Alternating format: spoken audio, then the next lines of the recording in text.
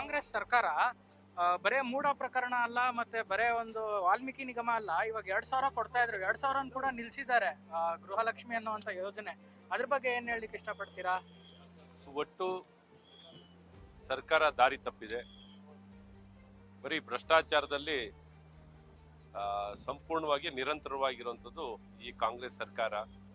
ಆಡಳಿತ ಇಲ್ವೇ ಇಲ್ಲ, ಅಭಿವೃದ್ಧಿ ಇಲ್ವೇ ಇಲ್ಲ, ಅದ್ರ ಜೊತೆಗೆ ಭ್ರಷ್ಟಾಚಾರ.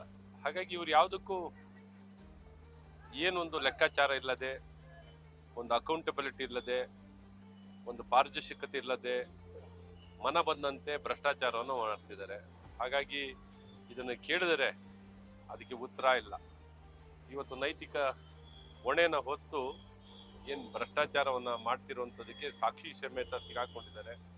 ರಾಜೀನಾಮೆಯನ್ನು ಕೊಡಿ ಅಂದರೆ ಕೊಡ್ಲಿಕ್ಕೆ ತಯಾರಿಲ್ಲ, ಕುರ್ಚಿಗೆ ಅಂಟ್ಕೊಂಡಿದ್ದಾರೆ. ಹಾಗಾಗಿ ಒಟ್ಟಾರೆ ಗ್ಯಾರಂಟಿ ಆಗಲಿ, ಆಡಳಿತ ಆಗಲಿ, ಅಭಿವೃದ್ಧಿ ಆಗಲಿ, ಭ್ರಷ್ಟಾಚಾರ ನಿರಂತರವಾಗಿ ಮಾಡ್ತಿರುವಂಥ ಈ ಕಾಂಗ್ರೆಸ್ ಸರ್ಕಾರದ ರಾಜೀನಾಮೆಯನ್ನು ಒತ್ತಾಯವನ್ನ ಮಾಡಿ ನಾವು ಇವತ್ತು ಪಾದಯಾತ್ರೆಯನ್ನು ಮಾಡ್ತಾ ಇದ್ದೀವಿ. ಸರ್, ಇನ್ನು ಎಲ್ಲಿ ತನಕ ಹೋಗ್ತೀರಾ? ಮೈಸೂರು ತನಕ ಹೋಗುವಂತ ಮುತ್ತಿಗೆ ಹಾಕುವಂತ ಏನಾನ ಕಾರ್ಯಕ್ರಮ ಇದೆಯಾ ಮೂಡಾಗೆ? ಈಗ ಮುತ್ತಿಗೆ ಯಾವುದು ಕಾರ್ಯಕ್ರಮ ಇಲ್ಲ, ಇದು ಬರೀ ಪಾದಯಾತ್ರೆ ಮಾಡ್ತಿರೋದು. ಜನರ ಮಧ್ಯದಲ್ಲಿ ಜಾಗೃತಿ, ಏನು ಜಾಗೃತಿ ಮೂಡಿಸಿರೋದು, ಸಿದ್ದರಾಮಯ್ಯನವರು ಯಾವ ರೀತಿ ಮತ್ತು ಅವರ ಕಾಂಗ್ರೆಸ್ ಸರ್ಕಾರ ಯಾವ ರೀತಿ ಭ್ರಷ್ಟಾಚಾರವನ್ನು ಮಾಡ್ತಿದ್ದಾರೆ, ಈ ಭ್ರಷ್ಟಾಚಾರ ಮಾಡ್ತಿರೋದನ್ನ ಇವತ್ತು ಜನರ ಮಧ್ಯದಲ್ಲಿ ತಿಳಿಸಿ ಮತ್ತು ಅವರು ಸಹ ಈ ಪಾದಯಾತ್ರೆಯಲ್ಲಿ ಭಾಗವಹಿಸಿ ಒಟ್ಟಾರೆ ವಾಕ್ ಫಾರ್ ದ ರೆಸಿಗ್ನೇಷನ್ ಅಂತ ನಡೆ, ರಾಜೀನಾಮೆ ಕಡೆ ಅಂತ, ಈ ನಡೆ ಸಿದ್ದರಾಮಯ್ಯನವರ ರಾಜೀನಾಮೆಗಾಗಿ ಅಂತ ಬಹಳ ಸ್ಪಷ್ಟವಾಗಿ ಸಂದೇಶ.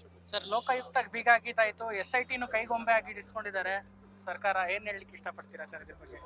ಏನು ಒಟ್ಟಾರೆ ಇವರು ಭ್ರಷ್ಟಾಚಾರವನ್ನು ಮುಚ್ಚಾಕಳಕ್ಕೆ ವ್ಯವಸ್ಥೆಯನ್ನೆಲ್ಲ ತಿರ್ಚೋ ಕೆಲಸಗಳನ್ನ ಕಾಂಗ್ರೆಸ್ ಯಾವಾಗಲೂ ಮಾಡ್ತಾರೆ. ಭ್ರಷ್ಟಾಚಾರ ಅಂದ್ರೆ ಕಾಂಗ್ರೆಸ್, ಕಾಂಗ್ರೆಸ್ ಅಂದ್ರೆ ಭ್ರಷ್ಟಾಚಾರ.